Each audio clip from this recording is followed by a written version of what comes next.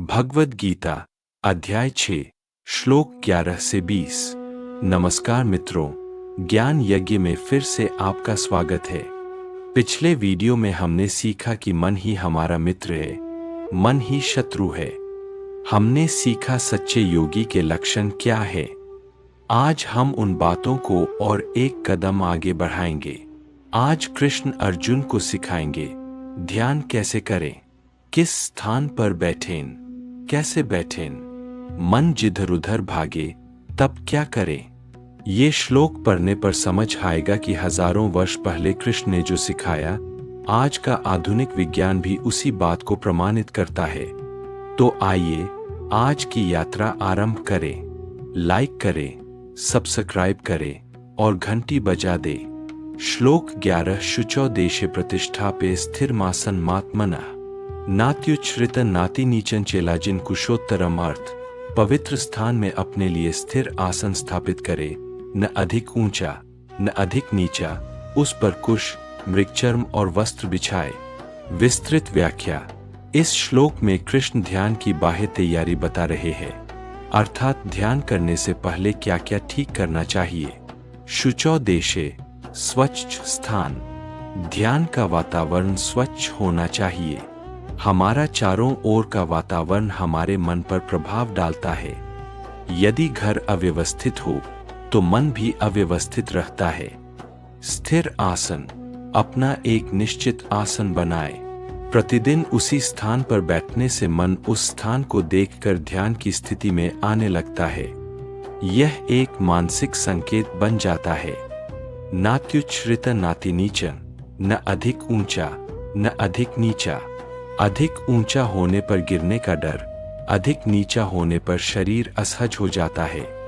मध्यम ऊंचाई सर्वोत्तम है। कुशचर्म वस्त्र। उस युग में ये तीनों एक साथ बिछाते थे। आज के समय में योग मेट या साधारण चादर से भी काम चल जाता है। मुख्य बात यह है कि आसन स्थिर और आरामदायक हो। श्लोक 12 तत्रैकाग्रं मनः कृत्वा यच्चित्तेन्द्रिय क्रिया उपविश्यासने युञ्जाद्योगमात्म विशुद्धे अर्थ। उस आसन पर बैठकर मन को एकाग्र करके, चित्त और इंद्रियों की क्रियाओं को संयत करके आत्मा की शुद्धि के लिए योग का अभ्यास करें। विस्तृत व्याख्या। 11वें श्लोक में बाह्य तैयारी बताई गई थी। इस श्लोक में आंतरिक तैयारी की बात कही गई है। एकाग्र मन। मन को एक ही विषय में केंद्रित करना। मन स्वभाव से ही चंचल है। कल क्या हुआ, कल क्या होगा, यह क्यों हुआ, ये विचार आएंगे, परंतु धीरे धीरे मन को वापस लाना है। यच्चित्तेन्द्रिय। चित्त और इंद्रियों को संयत करना। आंखें बंद करें, कान बाहरी शब्द सुने तो भी ध्यान न दे, शरीर को स्थिर रखें। आत्मविशुद्धि। आत्मा की शुद्धि के लिए। ध्यान का उद्देश्य केवल मन को शांत करना नहीं, बल्कि आत्मा को परिशुद्ध करना है। यह एक गहरी प्रक्रिया है। श्लोक 13 समंकाय शिरोग्रीवं धार्यन् नचलं स्थिरः संप्रेक्ष्य नासिकाग्रं स्वं दिशश्चान्वलोक्यन् अर्थ। शरीर, सिर और गर्दन को समान और स्थिर रखकर अपनी नासिका के अग्रभाग पर दृष्टि स्थिर करके चारों ओर न देखते हुए ध्यान में बैठे। विस्तृत व्याख्या। इस श्लोक में ध्यान की सही शारीरिक मुद्रा का वर्णन किया गया है। यह अत्यंत वैज्ञानिक है। समंकाय शिरोग्रीवं। रीढ़, गर्दन और सिर को एक सीधी रेखा में रखना। आधुनिक विज्ञान भी कहता है कि रीढ़ सीधी रहने पर मस्तिष्क में रक्त संचार सही होता है, श्वास प्रश्वास ठीक से होता है। नासिकाग्रं देखना। नाक के अग्रभाग पर दृष्टि रखना। इसके दो उद्देश्य है। पहला, आंखें पूरी तरह बंद करने की तुलना में थोड़ी खुली रखने से नींद आने की संभावना कम होती है। दूसरा, यह दृष्टि मन को एकाग्र करने में सहायता करती है। दिशाएं न देखना। चारों ओर दृष्टि न देना। बाहर की कोई भी हलचल मन को विक्षिप्त करती है। श्लोक 14 प्रशांतात्मा विगत भीर ब्रह्मचार्य व्रते स्थितः मनः संयमे मच्चित्तो युक्त आसीत मत्परः अर्थ। शांत मन से भयमुक्त होकर ब्रह्मचर्य का पालन करते हुए मन को संयत करके मुझ में चित्त लगाकर मुझे परम लक्ष्य मानकर ध्यान में बैठे। विस्तृत व्याख्या। इस श्लोक में ध्यान की मानसिक तैयारी की बात कही गई है। प्रशांतात्मा, मन शांत हो।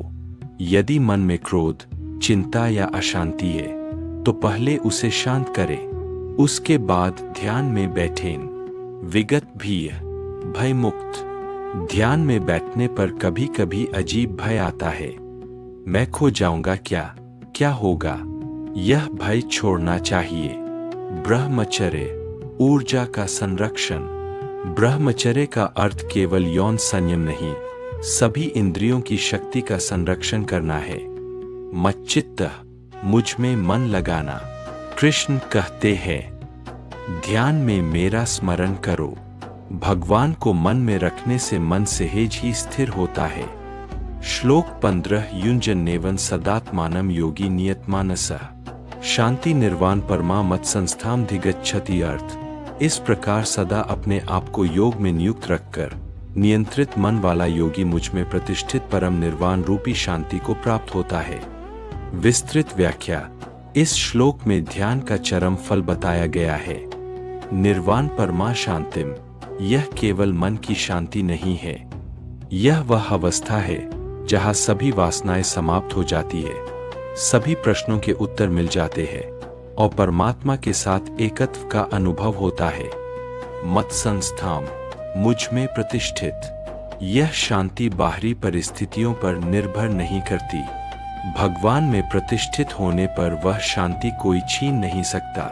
कृष्ण वचन देते हैं, नियमित ध्यान करो, यह शांति अवश्य मिलेगी।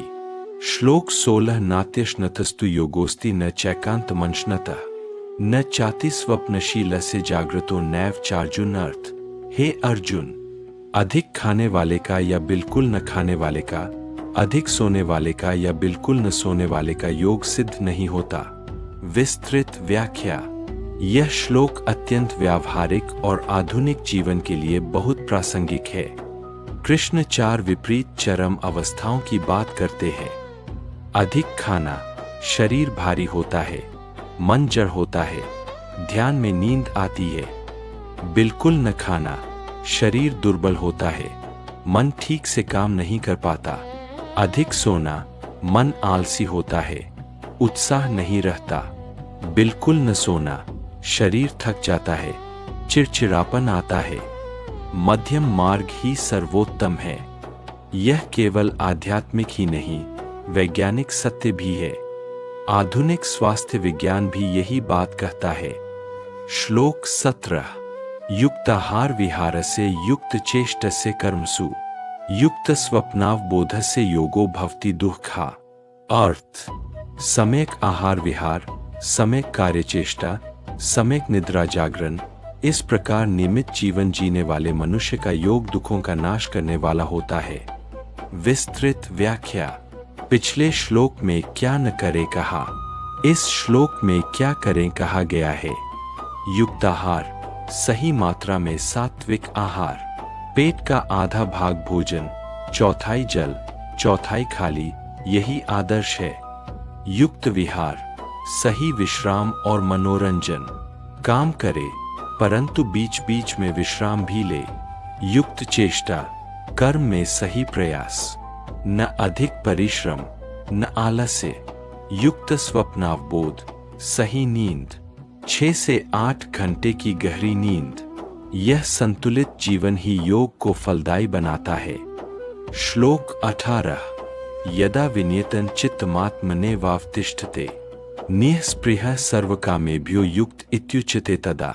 अर्थ, जब पूर्ण रूप से संयत चित्त केवल आत्मा में ही स्थित हो जाता है और सभी कामनाओं से निःस्पृह हो जाता है, तब उसे युक्त कहा जाता है। विस्तृत व्याख्या। इस श्लोक में युक्त होने का लक्षण बताया गया है। युक्त का अर्थ है योग में पूर्ण रूप से प्रतिष्ठित। 2 लक्षण कृष्ण ने दिए हैं। एक, चित्त आत्मा में प्रतिष्ठित, अर्थात मन बाहर नहीं जाता। बाहर क्या हो रहा है इसका मन पर प्रभाव नहीं पड़ता। मन सदा अपने भीतर ही आत्मा में रहता है। 2, निःस्पृह, कोई कामना नहीं, इसका अर्थ यह नहीं कि जीवन के प्रति रुचि न हो। इसका अर्थ है कि बाहरी वस्तुओं के लिए तीव्र लालसा न हो। यह अवस्था पाने के लिए वर्षों की साधना चाहिए, परंतु प्रत्येक साधना इस लक्ष्य की ओर एक कदम है। श्लोक 19। यथा दीपो निवातस्थो नेंगते सोपमा स्मृता योगिनो यच्चित्तस्य युञ्जतो योगमात्मनः। अर्थ, जिस प्रकार हवा रहित स्थान में रखा दीपक नहीं हिलता, वह उपमा योगी के संयत चित्त के लिए कही गई है। विस्तृत व्याख्या।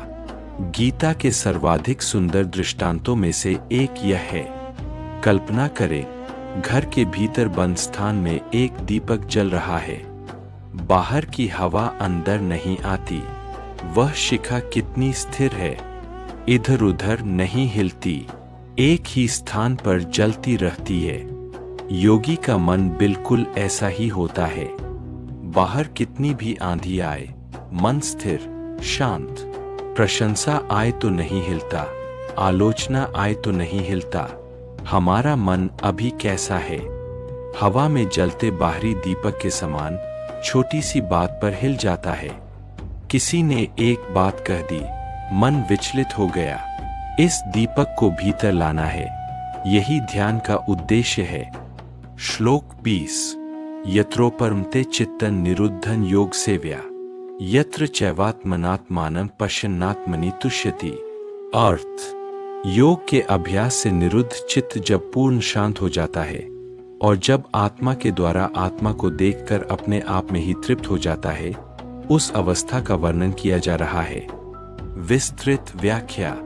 इस श्लोक में समाधि की प्रथम अवस्था का वर्णन है।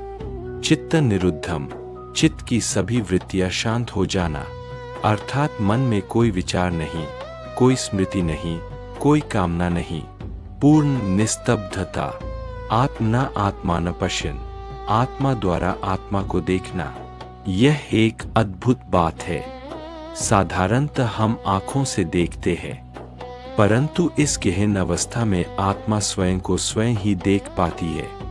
आत्मनि तुष्यति, अपने आप में तृप्त होना। बाहर की किसी चीज की आवश्यकता नहीं रहती, अपने भीतर ही पूर्णता का अनुभव होता है। यह समाधि का अनुभव है। जिन लोगों ने गहन ध्यान में कभी इस क्षण को अनुभव किया है, वे जानते हैं इस अनुभव की तुलना नहीं है। आज के श्लोकों का सारांश। आज हमने सीखा ध्यान का सही स्थान, आसन और शारीरिक मुद्रा, संतुलित जीवन, सही आहार, नींद और कर्म, योग का आधार। हवा रहित स्थान के दीपक के समान स्थिर मन ही योगी का लक्षण। समाधि की गहन अवस्था में आत्मा स्वयं को स्वयं देखती है। अपने भीतर ही पूर्णता खोज लेना ही परम लक्ष्य। अगले वीडियो में हम देखेंगे कि अर्जुन कृष्ण से कहता है, मन इतना चंचल है, मैं कैसे स्थिर करूं?